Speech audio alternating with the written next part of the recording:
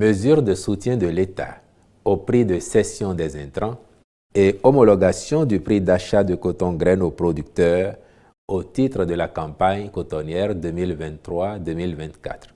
Il ressort du bilan de la campagne écoulée et des projections faites sur la prochaine qu'en raison de la conjoncture internationale, le prix des engrais reste élevé et que certains types d'intrants sont de moins en moins disponibles, notamment le NPK. Ainsi, le sac de 50 kg d'urée devrait être cédé à 27 000 francs CFA. Mais il est évident que choisir de pratiquer les prix objectifs, tels que la réalité mondiale l'impose, risque d'engendrer un effondrement de la production agricole et, par conséquent, une menace pour la sécurité alimentaire. En effet, les engrais destinés à la production vivrière comme cotonnière dans notre pays sont cédés au même prix.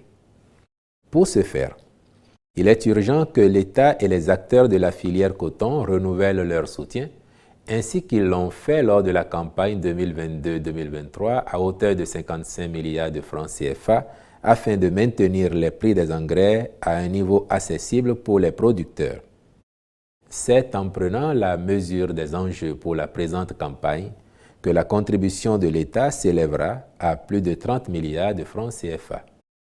Ceci permettra, en dépit de la conjoncture internationale, de maintenir les prix de vente des engrais SSP et NPK aux producteurs à 14 000 francs CFA le sac de 50 kg et à 3 500 francs CFA ou 4 000 francs CFA celui du flacon d'insecticide selon le cas.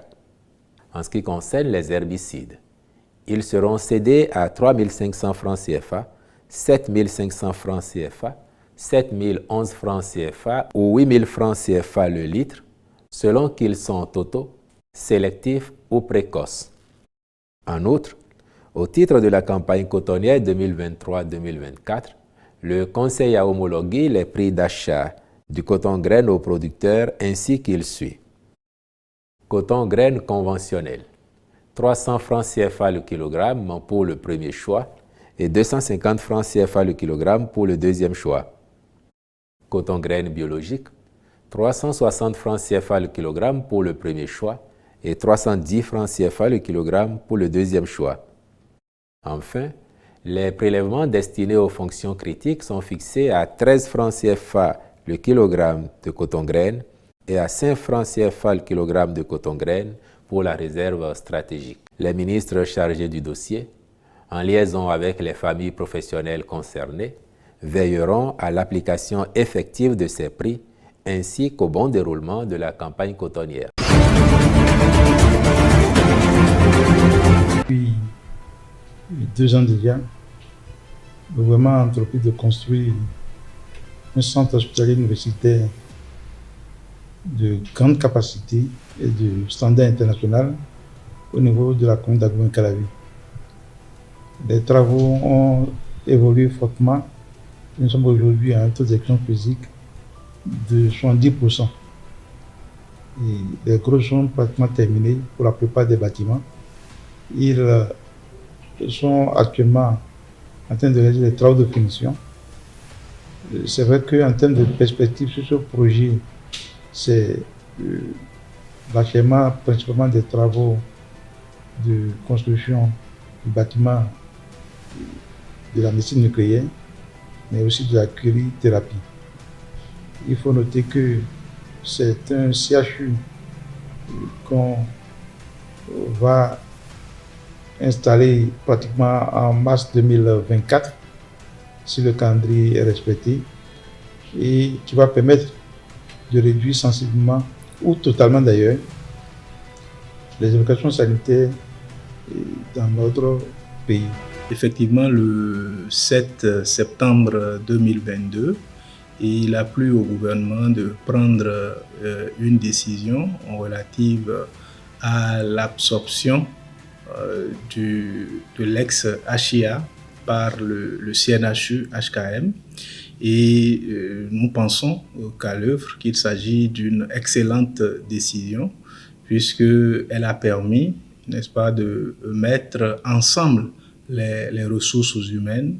Elle a permis de valoriser les compétences qui existaient aussi bien au CNHU qu'au niveau de l'ex-HIA. Cela a permis véritablement la complémentarité de ce capital humain, ce qui a augmenté véritablement le niveau de prise en charge des patients. Mais au-delà du capital humain, au-delà des compétences qui ont été valorisées à travers cette décision, il y a également l'augmentation de la capacité des différents services. Entre-temps, sur le site du CNHU, il y avait plusieurs services qui étaient ensemble, qui n'avaient pas d'espace pour s'exprimer. Et avec cette décision, des services ont été délocalisés sur le site de l'ex-HIA. D'autres ont été délocalisés sur le site du CNHU, augmentant ainsi leur capacité. Et ces services aujourd'hui s'expriment mieux en termes de lits, en termes de nombre de bureaux de consultation, de bureaux médicaux et autres. Et l'augmentation justement de la capacité litière des services a permis un désengorgement de notre service des urgences. Comme vous le savez, était un service qui était encombré parce qu'il n'y avait pas de la place dans les services d'aval pour pouvoir accueillir les patients. Et avec cette réforme et aussi la réorganisation des transferts au niveau du service des urgences, cela a permis une fluidité de transfert des patients au niveau des différents services qui ont aujourd'hui une capacité plus importante pour accueillir les patients. Communiqué de la Fédération béninoise de football. Appel à la mobilisation générale dans le cadre du match Bénin-Sénégal du 17 juin 2023 à Cotonou. Le président de la fédération écrit ceci. Chers acteurs de football, chers publics sportifs, béninoises et béninois, mes chers compatriotes, nous sommes à quelques jours d'un match fatidique contre le Sénégal. Cette rencontre nous permettra de tenir en main notre chance de qualification pour la CAN Côte d'Ivoire 2023. C'est pour cela que j'en appelle à la mobilisation générale de tous, du nord au sud, de l'est à l'ouest, pour pousser à la victoire le 11 national. J'en appelle à l'esprit de patriotisme qui nous a toujours caractérisés au grand moment de défi pour notre chère patrie. J'en appelle à l'esprit de tolérance, de consensus propre à notre pays dans les moments les plus critiques de son histoire pour sortir victorieux et glorieux des situations difficiles. Mobilisons-nous autour de la cause commune du samedi 17 juin 2023 à 20h au stade de l'Amitié, Général Mathieu Kérékou. Je nous sais capables et je compte sur vous. Nous savons si bien le faire et nous le ferons encore une fois. En avant pour la victoire des Guépas. Haute-Nouveau, le 12 juin 2023, signé président de la Fédération béninoise de football, Mathurin Desjacus.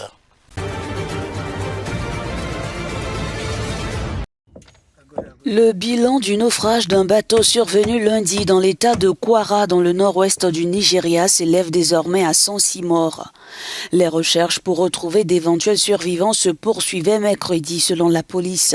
Cet accident est l'un des plus meurtriers des dernières années dans ce pays d'Afrique de l'Ouest. Mohamed Saliou a perdu un proche dans cet accident. C'est très regrettable que plus de 100 personnes ont perdu la vie, explique-t-il. C'est un terrible accident qui a choqué toute la communauté. Presque tout le monde a été touché, car les personnes décédées ont des proches, des familles, des amis et des collègues. Et cela doit donc les affecter d'une manière ou d'une autre. Au Nigeria, les naufrages de bateaux sur les fleuves et rivières sont fréquents. Le président Bola Tinubu a promis d'améliorer la sécurité du transport fluvial. En attendant, la police de l'État de Kwara poursuit ses investigations. Selon elle, le bateau en bois transportait environ 250 personnes. Une partie s'est brisée après que l'eau a pénétré l'embarcation. «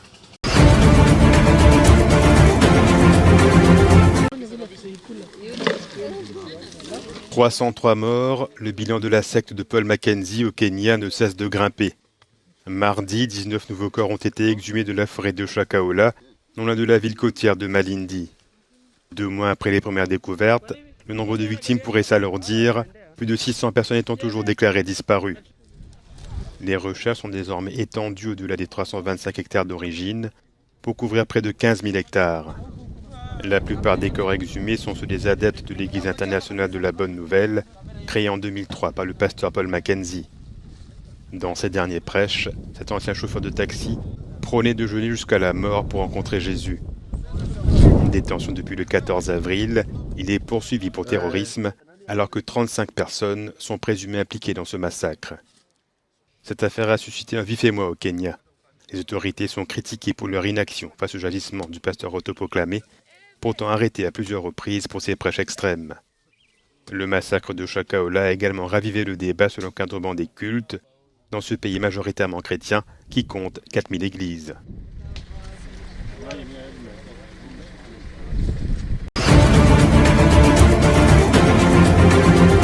Deux mois après le début de la guerre, les habitants de Khartoum expriment leurs inquiétudes face aux pénuries critiques de vivres et de médicaments essentiels. Des quartiers entiers de la capitale soudanaise n'ont plus d'eau courante. L'électricité n'est disponible que quelques heures par semaine. La plupart des hôpitaux des zones de combat sont détruits. Nous avons duré plus de 2 mois de guerre et nous ne savons pas quand elle va se terminer, ni où elle mènera le pays. Nous sommes confrontés à une grave pénurie de vivres dans notre région, ainsi qu'à une pénurie de médicaments pour maladies chroniques.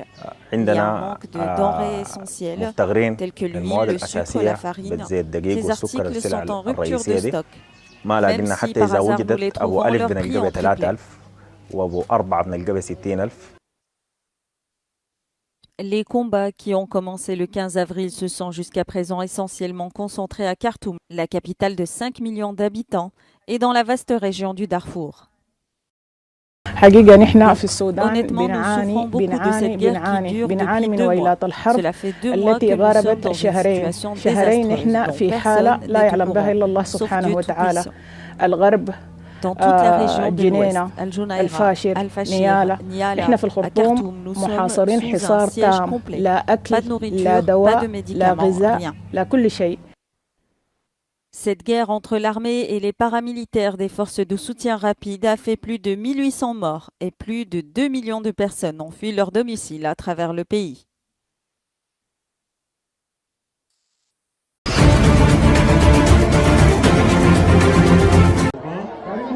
C'est dans le camp de Bouchagara, dans le nord Kivu, à une dizaine de kilomètres de Goma, que le cardinal Luis Antonio Tagle est venu lancer un appel à la construction de la paix.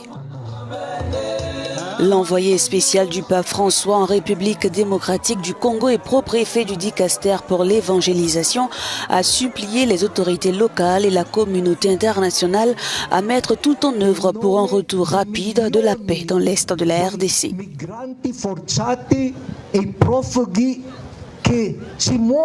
Au nom des millions de migrants forcés et de réfugiés qui se déplacent dans diverses parties du monde,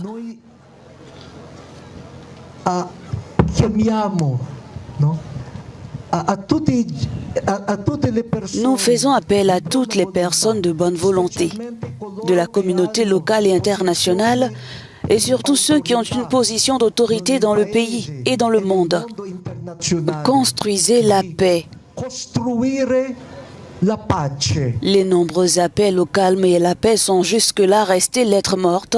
Les mots du pape François dans la région lors de sa tournée en février dernier n'ont pas réussi à ramener la quiétude. Les groupes armés, en l'occurrence le M23, continuent de s'étendre et de massacrer la population. Nous demandons à notre gouvernement et au pape à Rome de nous aider pour que la question du M23 soit résolue et que nous puissions rentrer chez nous. Selon le cardinal Tagle, le pape et l'Église universelle en général cherchent à promouvoir la justice, la vérité, l'amour et la paix.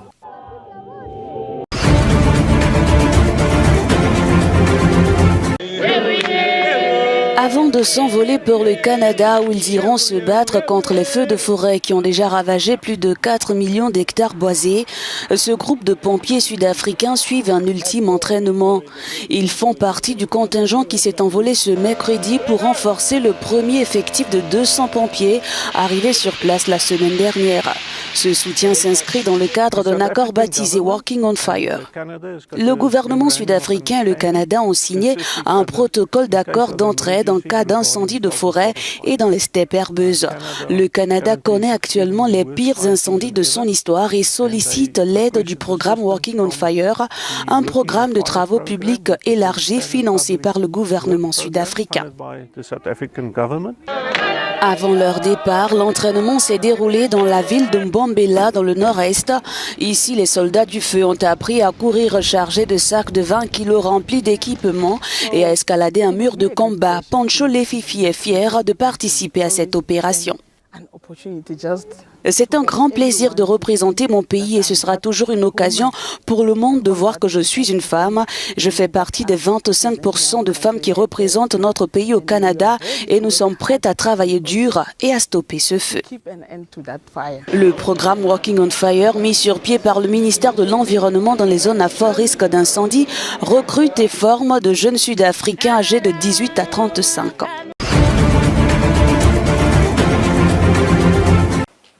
Les discours anti-français en Afrique francophone se sont répandus au-delà des élites urbaines ces dernières années. Le phénomène pourrait s'enraciner durablement, estime Alain Antil, chercheur à l'Institut français des relations internationales.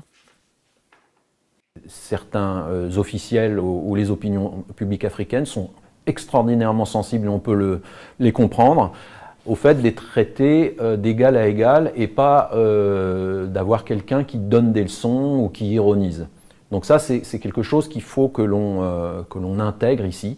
Il y a un certain nombre d'attitudes qui froissent profondément nos interlocuteurs et il y a un contexte historique qui l'explique. Alain Antil, qui dirige le Centre Afrique subsaharienne de l'IFRI, a publié ce mercredi avec son collègue Thierry Vircoulon une étude consacrée aux thématiques acteurs et fonctions du discours anti-français en Afrique francophone.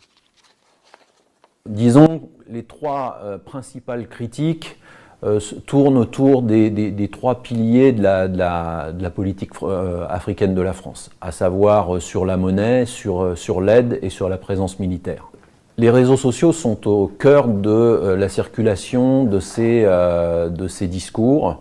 Ils sont alimentés évidemment par des analyses qu'on peut penser biaisées ou non, mais aussi des fake news qui ont circulé très très massivement. Je pense notamment à certaines vidéos, certaines photos où on voit des soldats français soi-disant voler de l'or ou s'acoquiner avec des djihadistes. Et toutes ces fake news et ces analyses biaisées ont finalement irrigué les opinions publiques connectées et par ricochet les opinions publiques tout court. Les critiques de la politique de la France ont été accompagnées ces dernières années de manifestations violentes à l'encontre de sociétés françaises telles que Total ou encore des représentations diplomatiques au Tchad, au Mali et plus récemment au Burkina Faso.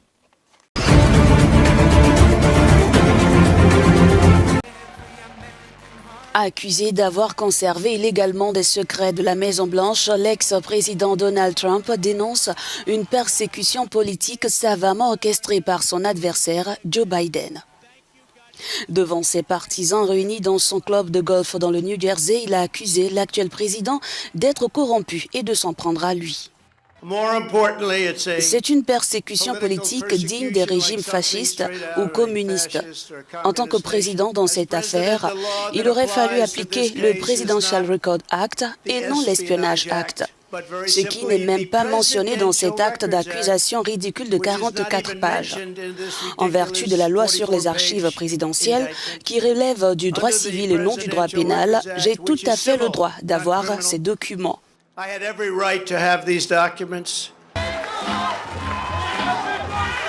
Quelques heures plus tôt à Miami, l'ancien président américain avait plaidé non coupable des charges à son encontre, ouvrant la voie à un procès historique qui pourrait impacter sa campagne pour la présidentielle américaine de 2024.